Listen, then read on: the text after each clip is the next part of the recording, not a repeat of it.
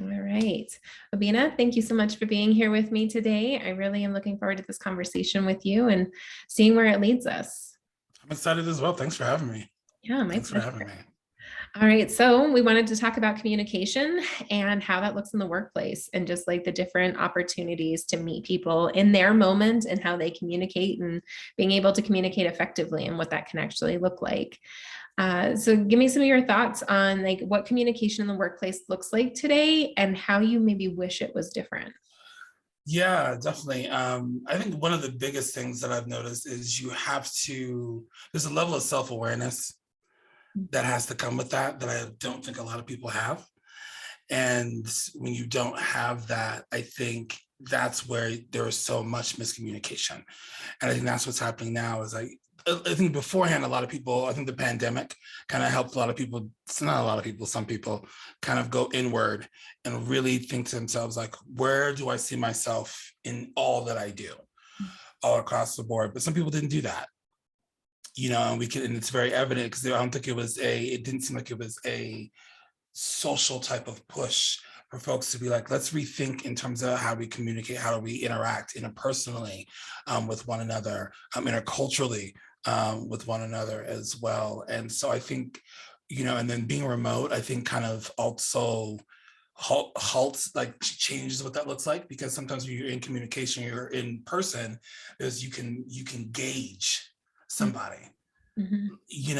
and then now that we're all virtual, you can gauge somebody a little bit by their facial expressions, as they do what they're doing, depending on the topic, but it still doesn't give you as much as you wish you would be able to have to really be like, let's get down to, when you talk about passive or direct, sometimes it's like, well, if I am too direct, am I not thinking about what else that other person is going through?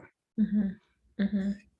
But at the same rate, you're like, we're also going like even internally, you're still going through stuff as well. So it's just like, well, to what level or how much, like how high do I turn that? Like how much is that knob from the intensity of how I may communicate with somebody to where it's, people feel offended.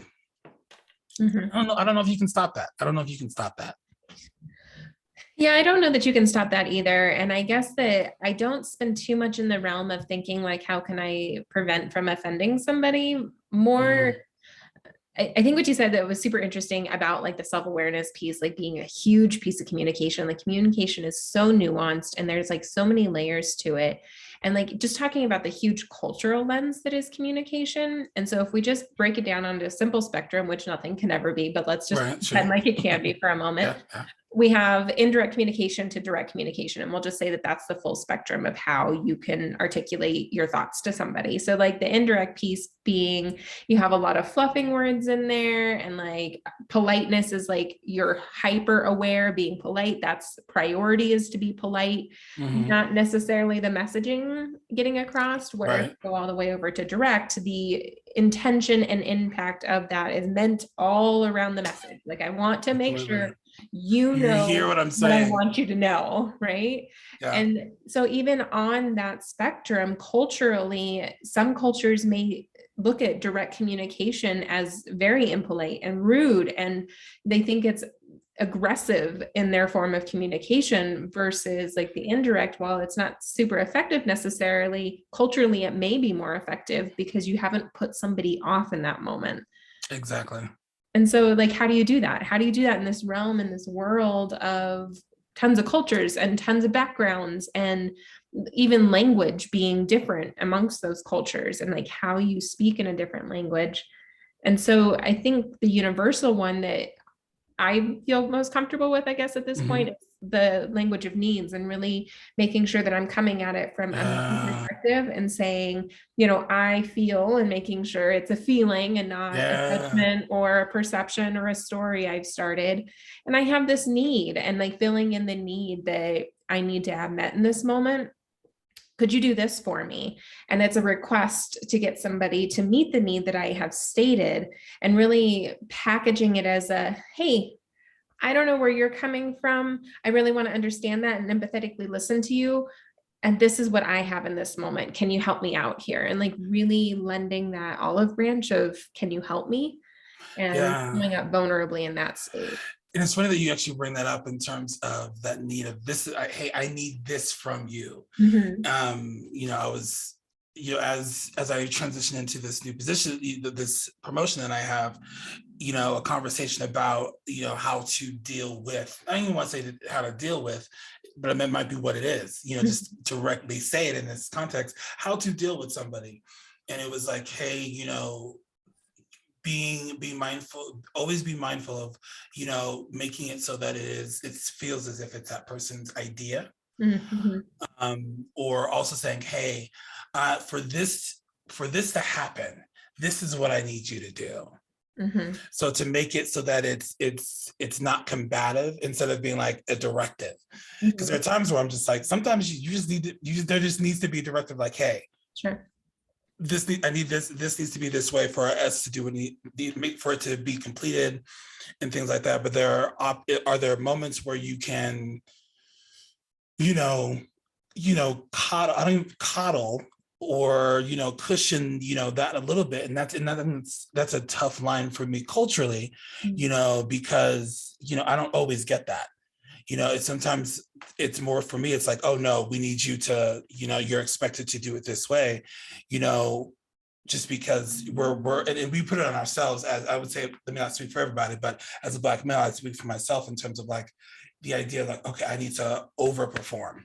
Mhm. When in all actuality, I'm doing what I need to do already. Mhm. But it is one of those things. So we're used to like, oh, like if I don't get those directives, is something wrong? Mhm. If it's not the other way, okay, what's going on? So to your point about that cultural piece, it's like, even on there's one end of receiving it, but it's the other end of actually having to give it, or having to be the one to provide those directives, or to come from that matter of like, okay, well, let me change. I'm natural. I come from a culture where we need to, like, sometimes it is very direct, and I'd rather you be direct with me instead of not. But Mhm. sometimes you need to give me that cushion a little bit. So I don't know. I sit on, it's like a teeter totter at times, where I'm having to decide on the idea of like, how do I find balance? Mhm. How do I find balance between the two? That's funny enough, that's actually my theme for the year, is balance in all things that I do. And so now I'm trying to find that, that happy medium, not even to say happy medium, it doesn't have to be happy, but just that medium to where it's just like, I'm not going to give too much, but I'm also not going to give too little. There needs to be, we have to meet halfway within any situation, communication, conversation for, Mhm. at some point, for like, let's meet at an even playing field. And then if it comes down to it, I'm just like, okay, you know what, my way is just not going to work, because maybe it won't. Mhm. Let's move over there. So I don't know. It's just it's having to be on the receiving end of a lot of directness. It's you become jaded, or you become shell shocked at times.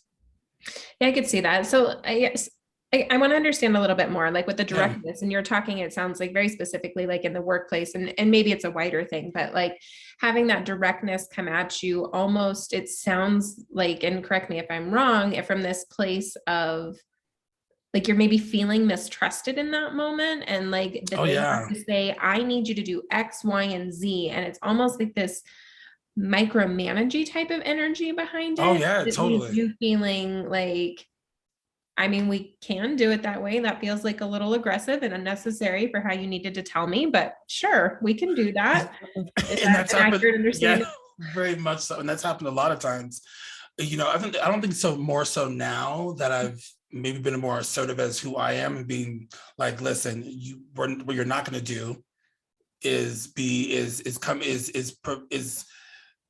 come at me in a communicative way that is going to be combative, to where it's just like, oh, you're going to be very demanding, or like to your point, micromanaging. Because if that's the case, like, we're not going to work well together, because it's just like, you don't trust me enough to do that, but you trust everybody else. And that's what it was, when I was a little bit younger, and professionally, it was just like, oh, everybody else was given laissez-faire type of directives. But Mhm. then mine sometimes became and it's just like, well, last time I checked, I know I'm doing better than that person. Mhm. That person's getting more leeway. So there were times that it felt as if, is it a cultural thing? Is it a racial thing at that point too, and a social thing. So there's just so many things that are convoluted with it. But it is about, like, to your point, it's like, you don't trust me enough that you can't just give me the general aspect, and then let's come to it. Who knows? I might actually come to the exact same endpoint that you're trying to get to, but you didn't provide the space or the opportunity. Well, and I wonder if that moment, and one of the things that I coach a lot of my clients through is through having those conversations where they're on the receiving end of something that's highly aggressive or ineffective, and they're left confused or frustrated or fill in the blank with all kinds of other feelings that they could be feeling. Right. And like, if we're talking about the language of needs, like, there is one piece of it in which you are sharing your needs, but there is the other piece of empathetically listening. And regardless of how somebody's coming at us, really trying to be in that empathetic listening space to hear what they're saying they need. And so one of the things that I would like to be able to teach people, and I guess I don't know all the opportunities for that, but in that moment where you're like, so I just observed you giving me very specific directives, and I heard you give fill in the blank some really open-ended directives, and allowing them some space, I perceive some space to come into their own conclusion. Can you help me understand what the difference in this moment is between me and them? Wow, that is a very rare way to come about it. I mean, what you're saying is, it sounds like, to me, it's like common sense, but I realize not a lot of people think about it that way. It's the reactionary piece, and it's even the thing when you think of meditation, it's taking a step back. Let me just take a minute. Let me pause. Let me assess the situation, and then proceed forward. But I think that's where a lot of people aren't able to do, is take it, because what you just did was such a professional pause. It was like, hearing you say it, I'm just like, yeah.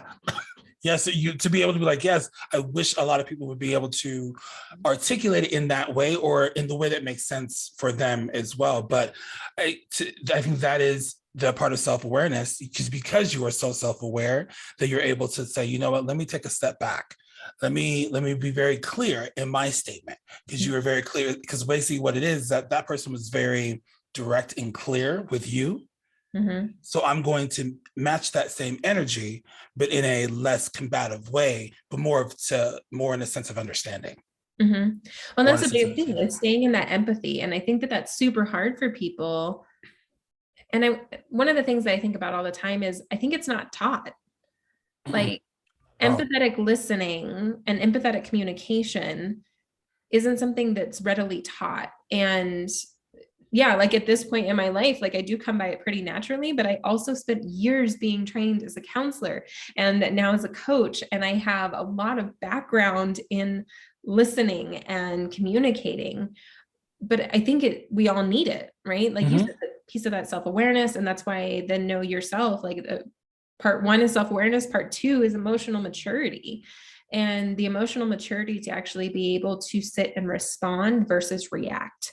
Right. And really communicating the differences between the two. Like you said, take that pause, like, withdraw for just a second and breathe and be like, okay, I am feeling X this way.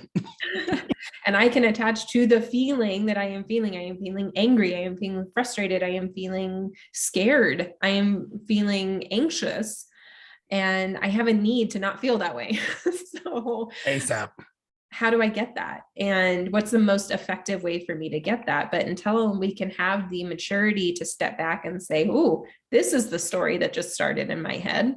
I now have this story that you don't trust me, and that you think I'm lazy, and that you think I'm not performing as well as Joe over here, but I know for a fact I'm performing better than Joe. And it causes this spiral, right? And then we show up in this aggressive stance where you're like, hey man, what's going on? What's happening? Instead of being like, okay, let's get to the deeper reason as to what may be happening. Because maybe, again, like you said earlier, the intent, it's all about the intent and impact. Sometimes we are very unintentional, but with that unintentionality and being unintentional, the consequences are just as grave as if you are intentional, because sometimes you have good intent, but then it can backfire as well, so I think it's hard. It can be really tough because it's not taught at all. And in any stages you were talking, I was just thinking about, like, when I was working in the high school, I was just like, I don't think they really have those conversations in any of those, in any quote unquote English classes. It's when students are having, or we're in my space and we're having actual conversations. And I'm like, well, why did you feel like you need, so it's like, hey, why do you feel like you needed to respond that way? So helping them think about like that empathy and that pause and that reflective thing of like, well, why did I? And there was one kid who was just like, I don't, I don't know why. And then he was like, well, then he started going into his story, and you're like, oh, that shows like there was nobody around you to be like, hey, listen, don't always react with harsh feelings or harsh words. Sometimes easier said than done. Oh, Even for when sure. you are the strongest person, you sometimes you just be like, ah, and then you have to retract yourself really quick. So Yeah, that awareness that you just talked about, like the ability to actually catch yourself in that moment, and how much practice goes into that, because even I still do it. Sometimes I'm like, you said what? right. Like, Like, what? You're like, what did you say? You're like, oh, stop, just stop. You're like, so hopefully you can catch yourself quick enough. Even after you said it, you can still catch yourself like before it gets to a point of just, or tornado of just a whole bunch of words.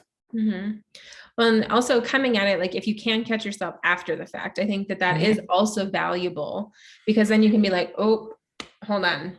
I am now feeling that this has escalated and that wasn't my intention. So I first want to backtrack and I want to apologize for how that appears to have landed with you. Let me go back and check some understanding. This is what I'm understanding about this moment right now. Is that true? And really checking the facts of the moment. Like, this is the story that I have created now in this interaction. What's your story? Like, can you help me understand your piece? Yeah, and then it puts you at peace when you find out, okay, oh, I was wrong. Okay. Or even when you are right, you're just like, oh, okay, so I wasn't going totally crazy at the moment, but then telling yourself, okay, how do I handle it better? How do I make sure that, whether I was wrong or right, so that my reaction is one of clarity, of calmness, as best as you possibly can. As best as you possibly can, to then move forward to get that understanding and to be more communicative if you can be. But I think that's the part of it. That's why I loved interpersonal communication in college, because I was like, it helped me to understand just a little bit more of how to like get to, like you said earlier, the need. What is that need within the relationship that you're having with somebody else at the end of the day? So when you can understand that, then you're able to approach it in a very, feeling way or social way, analytical way, whatever have you. Yeah, I think that approach right there really takes in the humanity into consideration, because this play and farce that we are rational beings is a joke and a half. Like, we are not. We are emotional beings, primary, and we rationalize after the fact. And so if we can connect to that, what do I need in this moment with this person and in this connection that I'm having? It allows us to actually get it, because if we're just like, oh, I don't know, I'm going to just stab in the dark until I maybe find the thing I was looking for. And that's exhausting. And a lot of people do that. You're just like, oh, well, you want to be like, you could have just asked me. And even if it was in a direct way, you could have just, and that's the other thing, it's like some people may be afraid to ask in a direct way because they're not really sure. And I always I tried to put out an air of like, if there's something, be very direct with me. Because when you beat around the bush, because I used to beat around the bush a lot, but it's just because, but like I kind of like, because I used to do that with kids working admissions, like, oh, well, but like when I started working in high school, I was very direct with the students in a different way, using different verbiage, obviously. But I even tell people now, it's just like, just tell me what you want. Like, just be really, really, because I don't have it's the idea of patience. I do have patience to understand and learn, but sometimes I'm just like, if you tell me exactly what it, like get to the point of what's really irking you or really a problem here. So then we can then move forward, and then with patience and all that comes along, so I try to. I really do the best that I shouldn't say try, because that means I'm failing, and I'm not failing.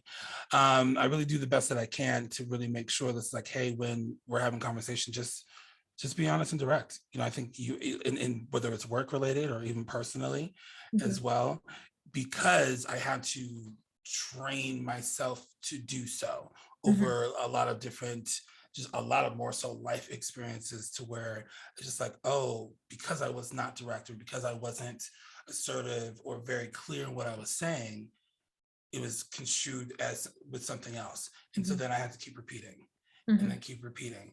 And because I was like, well, maybe I'm not pushing it enough. So every time it would be cushion, like to give you a soft pillow to land on. Sometimes you need a pillow. Sometimes you just need to be like, it just needs to be flat ground to be like, this is what it is. This is what we need to do to move forward. As long as you have some type of action with it, like to whether there's to solve the issue, then sure. But sometimes I think that's what, when it comes to the indirectness, it's just like you're left with a lot of confusion. So then where do you go? What do you do? How do you make that happen? So try to lead with directness as much as I possibly can in both professional and personal, more so now professional than before. Well, and I think that's a great thing to do too, and opening that door of directness. Like, I have now given you permission to be direct with me. So regardless of your story that you're bringing into this, regardless of the culture that you're bringing into this, I have now taken off that Band-Aid, and we are closer to you being able to do that in this moment than you were before. And there's still going to be people who have that story and they struggle with the directness, but at least you've opened the door that they can like maybe ramp up to it. And so creating that safe space for people who have a story that says, I can't be direct, because if I'm direct, then they're going to say no, or it's going to be a burden, or they're going to push back, or I'm going to get in trouble, right? There could be all kinds of narratives wrapped up into that directness. And creating a safe space for them to practice that by just being like, be direct with me. This is how to most effectively communicate with me, and I can meet you where you are, but I need you to do your best to show up and just be like, Mr. Obinna, I need this from you. And you can be like, cool, let's get this done. Absolutely. Or I can't do that, but I can do this. And then it becomes the negotiation of solving the problem. Exactly. One thing I wonder, culturally, how would you create that space to move from that indirect communicator who has been culturally and family taught? So if we're talking about culture being like country of origin or those things, but also family of origin cultures, and those being in and of themselves a thing, that wasn't safe. And so everybody was an indirect communicator, and you're constantly attempting to interpret and mind read into feeling comfortable and not, I think burdensome is usually the narrative that comes up there when they're being direct, especially if they're asking for something for themselves. Yeah. Ooh, I don't know if there is a specific formula to figure that out. I'm still figuring it out to this day, because everybody's modes in terms of how they feel has changed drastically. So I think for me, if anything, is I don't know, I put out there an air of a hug. I love hugs, and hugs are one of my favorite thing. And so to me, when you give somebody a hug, I think you can kind of feel that person's energy. And so I had to learn to verbalize that and say, and just in terms of how I frame this, if we're meeting for the first time, or, anytime we're having a conversation like, hey, this is how I kind of want to work. So it's in the in-between of being direct and indirect. Cause like, let's see where this lands, to where it's just like, hey, when we're having these conversations, I'm like being open, and like not always starting with business, even when it's a personal, even if I have to deal with it, it's like, let's start with that feeling, let's start with that individual themselves. And then we have the opportunity to move forward with, the business aspect, but again, whether it's professional or personal. So it's I know that's a weird analogy, but it is like, how do I verbalize a hug? And so it's like, okay, well, when I'm hugging somebody, some of you can kind of tell that it's like, they'll give it right back. They'll get that exact same energy, or it'll be like, some like, oh, okay, I'm just like, okay, I see how it is. I hate to say it that way, but I see how it is. So I'm like, I know how to interact with you to one where I know that we'll find a happy medium one way or the other. There's probably gonna be some push and pull where more comes in their side or my side. So it's still a work in progress in terms of how that is, but I think it is really about, let me find out that who that person is Mhm. without all like just asking a simple question. And I learned this in my coaching, classes a while ago, was basically what color would, if you could, what color if you could say the color, what color would it be and why, in terms of how you were feeling at this moment. Mhm. And it puts you in such an abstract frame of thought Mhm. in anything that you do. And so then when you think abstractly, then you're more open to all different versions of conversation. Mhm. Yeah, I like Because that framing. yeah, because you've not, because instead of being like, oh, how are you doing? Oh, I'm good. Oh, okay. And you move on. Because Mhm. that's just so surface level. And sometimes you need to be surface. Sure. Sometimes you do need to be surface because there may not be the time for that. But if you're trying to establish a foundational level of communication with something that you're going to have to consistently connect with on Mhm. some level, it's just like, okay, let's make sure that every time you come and speak with me, to come with an open mind. Mhm. So the first time we interact is you already experiencing a plethora of like, okay, we're not just starting with a regular hellos. We're not, no. Because if we do that every time, then we'll get nowhere Mhm. sometimes. But if we do it this way, then every single conversation, every interaction is going to be free enough to where if you need to be direct, be direct. But if it doesn't need to be direct, it's okay at the same time, Mhm. because we've established already that some type of, hamster wheel in a way that is that goes together. Well, I really appreciate the like framing of creating that energy space and the energy connection in that moment with whoever it is that you're with. And you being the one to set the tone of the energy and allowing them to add to it or to respond in a not there yet. But either way, you get the information that says, this is how I'm going to show up for you. Exactly. And you? Exactly. And then it allows them to Yes. respond. And you have already set the tone all the way over here. So now they have everything from here to here that they can show up in, as And it's opposed not going to to bug me. everything going here. And then we're hoping to get here without the door ever being open to it. Yeah.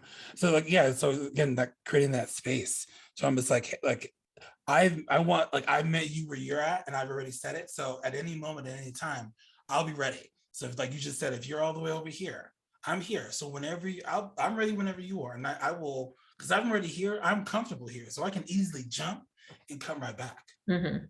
Mhm. Easily jump and come right back. And that's why I hope I want to, as a leader, just in general, is I want to establish like, hey, I'm going to be here, and I will jump back if I need to.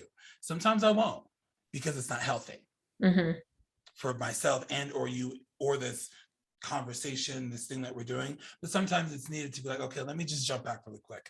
Let me jump over a little bit closer to your end of how you want to interact, so that we can still be able to gradually move forward. Mhm. Yeah, I think that that really creates an open environment that I think is good. The other piece that comes up in that, like thinking about indirect communication and direct communication. And I wonder how often people come at it indirectly because they actually don't even know how to articulate what it is that they're saying. And like really needing that help in the moment from an empathetic listener to be like, so you said this, and Mm. this is what I'm hearing in what you said. Is that accurate? And like doing that over and over again until the message becomes clear and they can directly ask for what it is that they want. Because did they know really in the first place what they were asking for? And sometimes they didn't, they don't know initially. Mhm. They know the framework, but it's at the heart, what's at the heart of that framework. And Mhm. and even some of us who are empathetic speakers and communicators don't always know. But I think, like, to your point, we have trained ourselves, or it comes naturally to ask some of those leading questions of like, okay, this is what I'm hearing, like, like, I just want to make sure we're on the same page. And if you still not, like, okay, well, tell me more about this. So it's questioning, not in like an accusatory way of like, wait a minute, that don't make sense. What are you trying to say? It's just like, oh, okay, so this is what like, again, this is what I'm hearing. Oh, wait, okay, so you said this. Do these two not match at all, or what is that exactly? Mhm. So it's asking those open-ended questions that it's open-ended, but also sometimes allows you to be a bookend. It's an open-ended, bookended question. So where it's just like you're allowing the space, but knowing that from that question, you'll hopefully get an answer that leads to that other, missing piece that you may have had previously.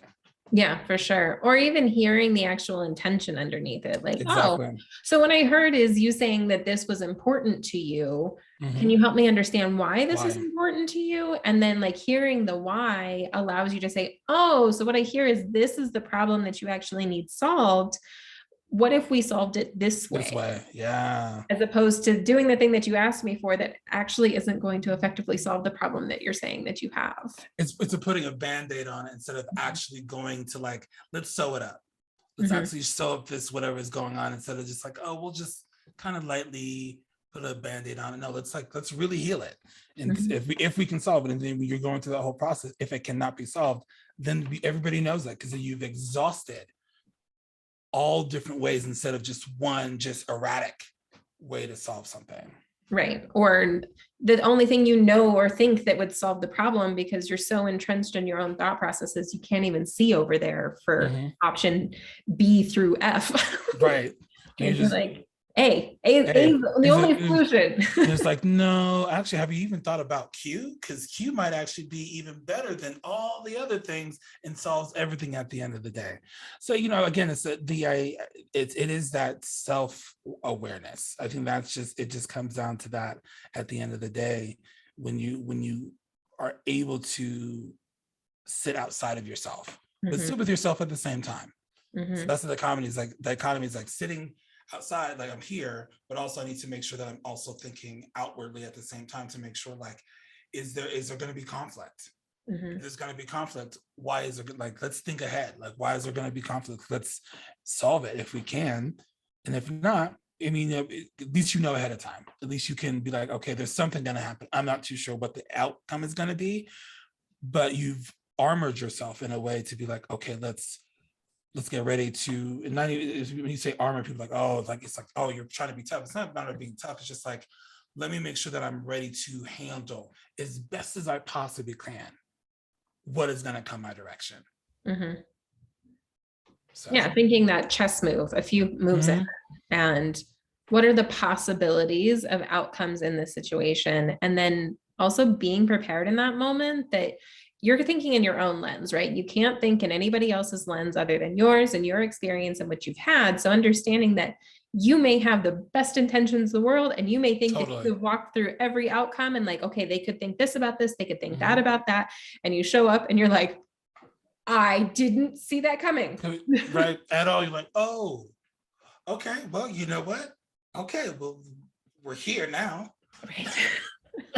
We're here now. This is what it is. So then how do we make this work if it can work? Because now we don't have anything else to do but to utilize what's here. But like, again, like you've armored yourself in a way to be like the on either spectrum, like, oh, this is good. If this all happens, this is going to happen this way. But you also have this uncertainty, this gray space, and one of my boss actually said the other day, he was like, yeah, you live in the gray space, and I really like that. And I was like, what do you mean? He was just like, because you're able to see both sides, so that you understand like how a decision or how to come to a decision and a lot of different things. And I was just like, yeah, like if you live in that quote unquote black and white space of just life, like again, it's just like you're so laser focused, there is that other option that's going to work for you. There is that other, baking sheet, or there's going to be this other car that's going to work. Oh, this other conversation with somebody else in terms of who your network is going to work with. Like, oh, let's try like going back to this different ingredient. Hey, have you decided to try? Maybe you should try a little bit of this to change up the flavor of what you got going on. So, but you're just so here. It's tough. And so it's like you said before, it's not taught. It's learned, but you have to be willing to learn and be open to it, Be open to it for sure. I am super excited in this moment that I think empathetic listening and communication is kind of having a heyday. And so like more people are becoming aware of that language and the use and like how to show up in that space. And so I'm super excited for that because I think the language is becoming more ubiquitous. Yeah. And I personally think it's foundational to leveling up the human species and like for what's next for us. So how do we get the word out? Like if you were to say, all right, we're going to teach people how to speak in a language of needs, and that means both speaking and hearing. Yeah. How do we do that? How do we capture people's attention and get buy-in? That is a deep question. That is a deep question. To be honest, I think it starts at a younger age. I hate to put it that way, you know, but even in terms of you said it when it came to apprenticeships, just in terms of when you're able to instill something a little bit sooner. Then it, you know, in this generation right now, in terms of how they communicate with each other, things are digitally, things are whatever that it is. So when you're able to, and mind you, that certain generations, my millennial generation needs it too, because there's a lot of people that need some help. You know, but I think it's being able to incorporate it in, or making sure that it's the same message in terms of being able to hear and to speak and to listen at the same time, and how important that is. It can be, as long as that's the foundational message, you can put that in when you're going into the schools, when you're going into the small businesses, even bigger businesses. How that works, I don't know necessarily. I haven't been in big business in a while, but it is, you know, talking about the idea of effective communication. And everybody says that sounds so simple, and it's not. It's not that simple, you know, because there are so many layers to being, like the directness and indirectness, and being open and unopened to that experience itself. So I don't know if there's an easy way to answer your question in terms of how do we make it happen, but I think it is individuals like yourself who are even just taking those small subsets of individuals that you know are movers and shakers even in their own right, to be, because that small little nugget of wisdom that you've imparted even in somebody that's willing to learn, they themselves, and they are going to start to attract. The idea of law of attraction, they are also going to start attracting that same vibe in terms of like, oh, I do want to learn. What does this mean? Or, oh, tell me your tactics. Oh, yes, I heard I did this there. I did this. I had this opportunity to go further in and learn more. And this is where I did it. You know, so especially to your point in terms of now that it's changing in terms of people are teaching themselves how to interact and communicate differently, because we've had to do so much of what we're even doing right now virtually. So it's just like, how do I put myself in a different space, or present myself differently so that I'm still me, but it's in this box now, instead of the full me. So I think technology is going to provide even a bigger trajectory for that to happen, in terms of those conversations, in terms of people really analyzing, like, wait a minute, if I'm on the screen, like, this is recorded. If something is recorded, it's just like, wait a minute, let me be very mindful of how I am presenting me.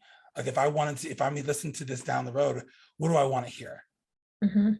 What do I want to feel at that same time? So I think that's, in teaching everybody in that same, every time you have interaction, how do you want somebody to also interact with you in the same down the road? How do you want to feel at the same time? No, I really like that framing and that like back attachment to self, and like connecting with your intention through, if I heard myself in this interview 10 years later, what would I want to hear in it? And what would I want to feel about how I showed up? Or just like that feeling in that moment of, yeah, I showed up as me and I spoke my truth and I was how I wanted to be, or learning opportunity I wasn't. And here's how like, oh, I said that. But then you say that, then you hear it, and then but because you initially went into like saying, I will do the best that I can in this interaction, but also knowing that I'm not going to be 100% perfect, that I can learn from it. But sometimes you probably had some conversations where you just knocked it out of the park. It's just like you end that conversation, you're like, yeah, that was fantastic. Mhm. But there's some conversations just like, ooh, I could have said this differently, but now I know how to bring it up again Mhm. next time in a fashion that is not so combative, quote unquote, or is more clear. Mhm. Or compassionate sometimes, because Oh that yeah, that too, too. right? That too. So I am a person who I will replay conversations in my head for days after I have them with somebody, right? Days. Like, Yes. what did I do? Pick it apart. We're going to dissect this whole thing, right? And every once in a while, people will get apology texts from me like, I am so sorry. This is what happened. This is how I think I showed up, and this is how I would have preferred to show up. Yeah. And one of the most recent examples of that is I was having this conversation with somebody who's newer in my life, and we were talking about some trauma things. And my response to my trauma is to make a dark joke about it. And right. Yeah. And I laugh it off. And so in that moment, this person had shared something very vulnerable with me about their own trauma and it being a very dark piece. And my attachment to it, because I had had a similar traumatic experience, was like, and I laughed about it. And I'm like thinking about it later. It was like, oh no, you see me, I'm just like, because I understand what that is, because just like, because you've conditioned yourself right. in terms of how to heal and deal and to Mm-hmm. move forward. Right. And so even though we are so self-aware, we forget in the moment because we're just like, oh, that's just my natural reaction to this. So Right. how did the response go? Oh, it's funny because they didn't even like acknowledge it. And so like luckily I think that they are kind of in a similar space as me. And that was the other thing is like my best friend and I, when we talk about our traumas, like it's a giant joke. And so like Yeah. that is how we deal with it. And I was like in such friend mode in that moment that I wasn't in my trauma informed mode. Yeah. Yeah. And so when I apologized to him and I was just like, hey, this is the thing that happened. This is how I think I showed up. And I'm really sorry for that. I would like to show up in a more empathetic and trauma informed way for you. And so I'm really sorry. And they were like, what? Like, I didn't even acknowledge that that is the thing that happened. Like, we had the conversation and I felt like you heard me and yeah. you Well, that's good commiserated though. and we moved on. And I was like, okay, Okay. I'm And it's sorry. just There's my own anxiety that just right, showed it's up. like my bad. But that's good to know. But I think what that does, it's still confirming though, because it lets you know that the mode that you were engaged in with that individual was authentic. Right. And that's why you were able to, even when it was just a short period of time, you were able to establish that space and that culture within the two of you that could happen. It was just like one of those things that were like, oh, did they really understand what I was saying? Okay, hold on. And I've been times where I was just like, hey, my bad, I didn't even mean it. And they were like, oh, thanks. I didn't even, there's no need to apologize, but thank you. Like, because you felt bad. And I was like, you didn't need to. They were like, I laughed. And I was just like, I know. Yeah, but it's just like one of those things, like that anxiety of like, oh, let me check myself. Right. Let me check myself. Well, and also like I am aware that I do show up with like kind of a morbid sense of humor sometimes, and not a lot of people appreciate that. And it's important that I do show up that way because those that are going to be closest to me, that's going to be a thing, right? And so if you had gotten offended by that, that's cool. That's awesome. That means that you stay in this ring out here because those closest to me in my most authentic moments, you're going to get a really dark sense of humor that comes out of it. And that's the whole thing. It's that learning lesson. You get those little learning lessons to be like, oh, okay, this is the sphere I keep. Like, I love that. This is the sphere that I keep you in, and that's okay. You're still orbiting around me. Yes. I could totally put you out of orbit. There's some people that I have put out of my orbit, So like the fact that you're still circling around, you may be like a Uranus, but you're still around the sun. Well, and also acknowledging they may not want to be any closer if that's what that means. And that's okay too. Yeah. I'm not going to stress myself. That's okay too. Yes, that is okay too. Yeah, the communication thing, like I really enjoyed this conversation. I think that it's huge. It's a big topic. And like there isn't one resolution to any of it. And I think that for me, even still, the takeaway from this conversation is show up the best you can in the moment that you can, and giving yourself the grace to understand that you did show up the best you could in that moment. And you Definitely. know, because that's how you showed up. Like if we had another choice, we would have made it. Always. And so, yeah, I think it's that being secure in that authenticity of you. Mhm. True. And I think it's easier said than done, but when you do it, it feels good. It feels right. It Mhm. feels right. So And attaching to that feeling and knowing what feels good, and like you have knowing to. where in my body does good feel, what is that Hmm. sensation that is occurring. That was one thing that when I was doing the communication piece this week and like writing the blog out and like having to articulate. So the whole piece of nonviolent communication is you speak Hmm. with observations, feelings, needs, and requests. And the observations being like recordable, tangible, hard evidence that somebody could see or hear, right? Like Right. it's not disputable. It's not an interpretation. And then feelings, the thing that I found really interesting, I was like, how do you describe a feeling versus the judgment or the interpretation? And like, how do you make it really clear what the difference is? And one of the definitions that I came across is it's an expression of both a feeling of an emotion and a physical sensation. And I really appreciated the bringing of the two together, that it's an emotion coupled with a physical sensation, and really understanding what that physical sensation is. Because I don't know that you can understand your emotion without the physical sensation. You can't, because I think like when you get tense or you get sad, like you gotta be like, what does your body do? Do you Mhm. like when you're even when you're the simplest thing when you're stressed, what happens? Does your body lock up in some way? But if you don't notice that, then you can't catch it right away. Mhm. Then you can't And how catch it can you right name away. that you were stressed if you can't catch that? Oh, when I'm stressed, my shoulders do this. Hmm. If you don't know that this is happening, how can you even name what you're feeling? Or even like if I'm like there's one time like seeing somebody in particular, you always get excited. Like I get excited, but then my ears start to warm up. Hmm. Weird. I know. No, but I think that's a great Right, but example. it is. It's just like because, and I was because I mean because it's the excitement of that person's vibe, their vibration, their energy that I know I'm gonna. It's that interaction is always going to be something that is in like written down in the books. You know what I Mhm. mean? So, but like again, it's like you at first you think, oh no, something's wrong. It's like no, that is your body's reaction to that excitement or to that stress or whatever it is. But you have to when you know it, it means something different. It means something different, and you can catch it Mhm. sooner. And sometimes you don't like in situations like that, you just kind of let it, you just ride with it. Mhm. Sometimes you just do need to ride with it so you can be like, okay, what does it take then for me to get out? Especially if it's something that is negative to your system, Mhm. like going through it to be like, okay, now I know how long it lasts Mhm. and or what can stop it Mhm. if I'm unable to control it. Yeah, I think that that's a great point of like the other side of it. And I Mm-hmm. personally struggle with labeling emotions as good or bad because I Yeah. think that there's information in all of the emotions that we have to feel.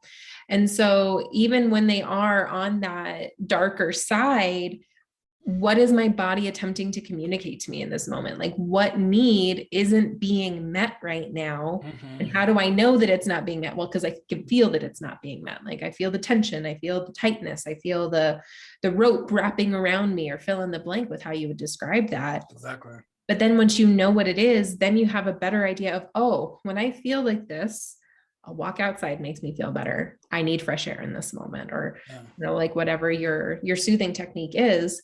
And then the other side, when it is a good feeling, feeling that and like that positive elation of this is going to be an epic interaction. Exactly. And that's like what I mentioned earlier, the idea of color. Like when you think of a color, what does that feel like? So when it is, you're not, if it is like, it seems like, oh, black, and people think, oh, black is a dark color.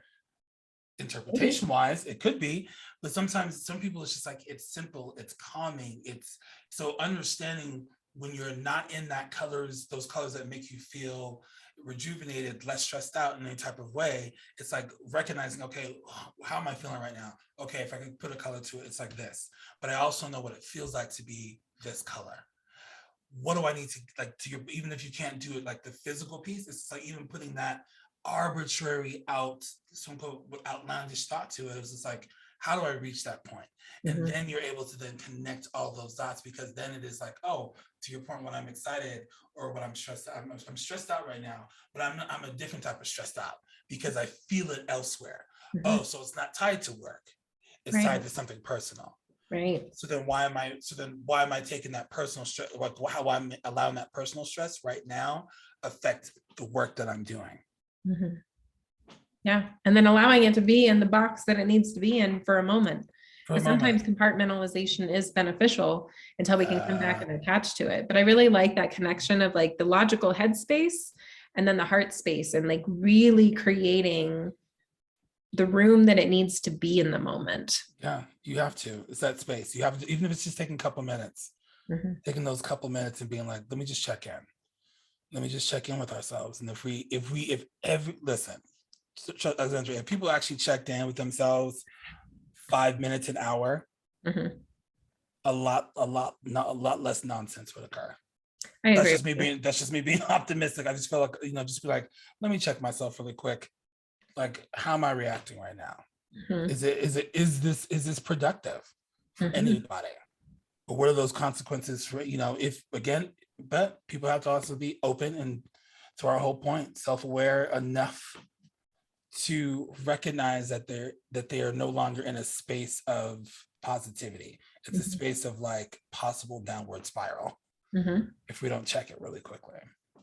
Yeah, even being willing to ask that question, I think, takes a lot of self-awareness and emotional maturity. But I think we're getting there with some people. Some people here and there, like I told you, like bit by bit, reaching out to those small folks, and then it just gradually grows bigger and bigger. Yeah, creating that foundation, right? I love One person at a time. Being the change we want to see in the world, I suppose. Yes. One little moment at a time, but it works. It works. Yeah. It works. Because it's a ripple effect, right? Like when you can't drop a pebble into water and not have it become a ripple, like it just doesn't happen. So taking those small steps and like being intentional, even if it's not this big change, like, oh, I've become this super Zen master of my control of all my emotions and I've become a stoic. Like, right. That's a lot. Right. Like, did you really? I feel like you skipped some steps. Well, sure. Or even like having that being the goal and that feeling overwhelming, and to the point where you're like, well, I can't, that's too big. Well, but what can you do? What can you do? What can you do? Right. The next step, the one foot in front of the other, just the immediate something. It feels good though, too, when you're able to do it. I know we keep talking about the feels, but feels, I think nowadays feels run a lot. They run, if you tap into them enough, the guiding force, whether it feels good. Like always, I say that not everything that's good for you feels right. It's true. And some things that are good for you feel very bad in the moment. Man, it's just, and not until you were able to sit and be like, oh, it was bad, but in that moment, but so many other beautiful things have grown from that experience. Have grown from that experience. Well, to your point, what you just said, like the fields are running a lot of things right now. I would argue they have always been running things. We're just actually acknowledging the fact that they're running things. Very true. Which allows them to actually have the impact that we maybe want. Because pretend like people don't just show up in their emotions all day, every day. Like that's what everybody's doing. And there's some people who's like, oh no, I don't. It's like, oh, but you're probably the most emotional person of this entire group, because everybody's sometimes walks on eggshells because they're not really sure how you were going to show up, because you're not sure how you're going to show up. Because they don't even know what that means. They are so disconnected in the head and the heart space that they couldn't even articulate to you what it is that they're thinking, feeling, or needing from moment to moment. There's like, oh, that's what they said. Oh, I'm not showing up. Like, oh no, I'm showing how I need to. Logical. No, you're showing very feelings based right now.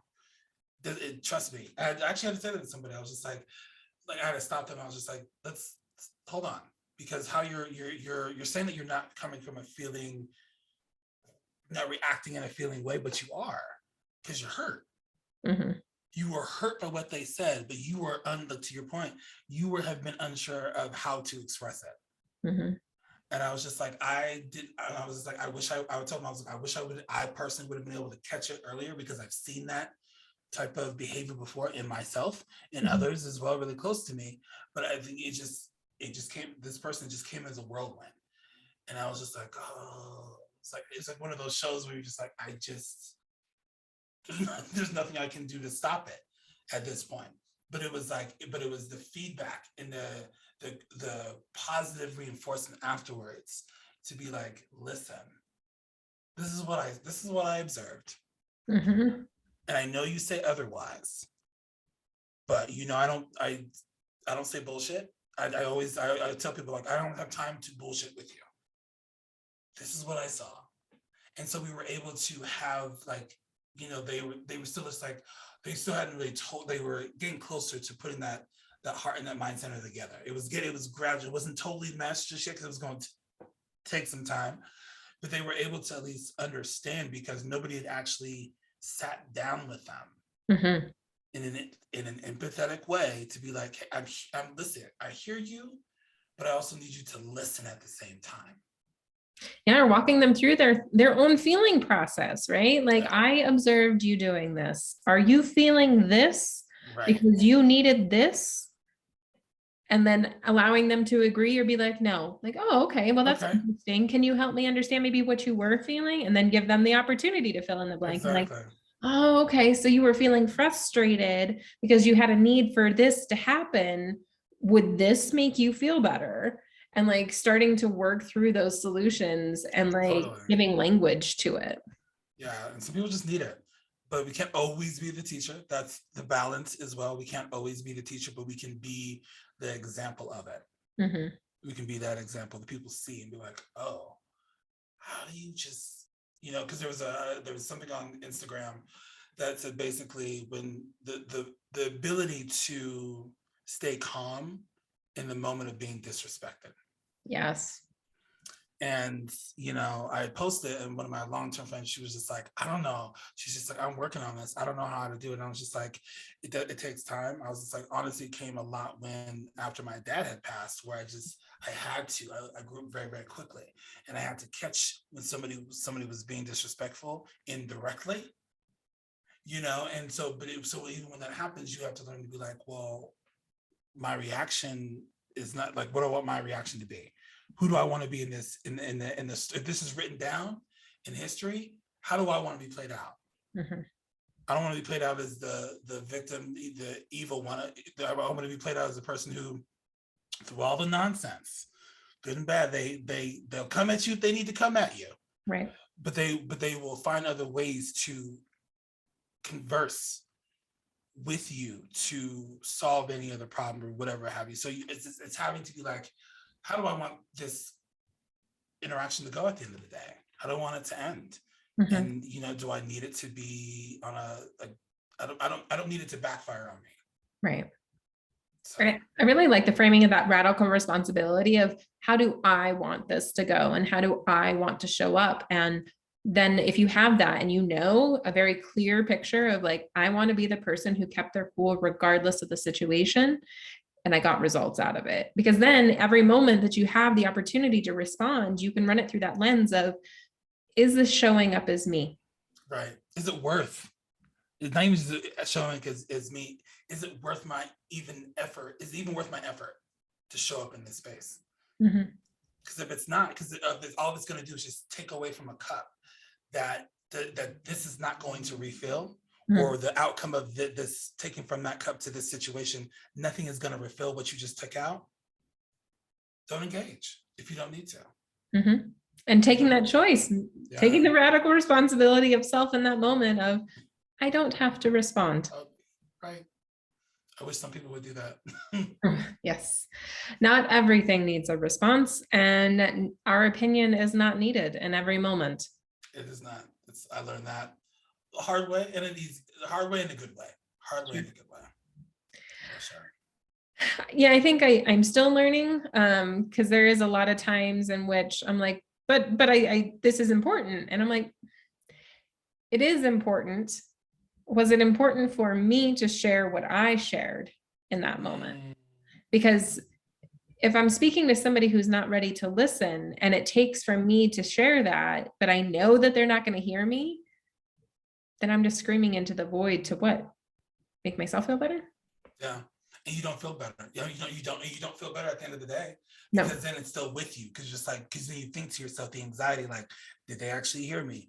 Am I going to have this conversation again with them? And it's just like, I think that's the part of communication as well, is just learning, knowing when and when not to communicate. Mhm. So like that's what I've grown, is like when and when not to. Yeah. And that balance between the two. Because like you just said, sometimes, oh, you need to hear what you're just like, oh, I need you to hear what I'm saying, so we don't have this conversation again. But sometimes just like, but to your point, like, but if I say that, are we going to have this conversation again? Right. Because are you saying that for them or for you? Yeah. And are they actually in a space to hear the thing that prevents the conversation from happening again? You never know. It's true. It's Never true. know. Well, do you have any closing thoughts on communication and how to show up more empathetically and vulnerably in your communication with everybody? Honestly, I always go back to what we've kind of said repeatedly, is the idea of self-awareness and really tapping into what that means for you, and being okay with not being okay at the same time, but being willing to, change how you interact. Because when we're able to do that, that personal interaction has the ability to just change a lot of different things in terms of how we move as society. We're getting there, small bit by bit, but self-awareness leads to self-love. When you can love yourself, I think that just allows a lot more things to flow smoothly. So Well, it allows you to actually show up for other people in that love it as well. does. Yeah, definitely. Yeah. Definitely. Okay. I always like to ask people, I'm a forever learner. So tell me about a book or a thing that you would recommend that anybody take the time to read or learn. Yes. I actually have a book right here that I kind of haven't started, but I'm in the process of it. It's called Soul Mission Life Vision. Mm, Recognize your true gifts and make your mark in the world, by Alan Seal. I love it. And so, being, again, I think when we tap into who we are as a spiritual individual, whatever that looks like, Right. whatever that looks like for somebody, you are able to then show up authentically in the world. Mhm. Yeah. And that does a lot. It does a lot. I think you grow that way. So yeah. Yeah, I agree with you. That whole energy space, right? Like we are all energy and matter. And I think humans have a lot more energetic connection than they like to acknowledge. And so whatever that spiritual realm looks like for you, like it can just be the energy space and like however you make meaning of that. Definitely. Definitely. Well, thank you very much for your time. I really appreciate it. And I have loved this conversation. It was a very good one. It's a pleasure. And you already know, whenever you have me back, I'm here for you, because I love it. Yes, I think definitely. We will have more conversations as this Sweet. continues. All right. Well, thank you. Thank you.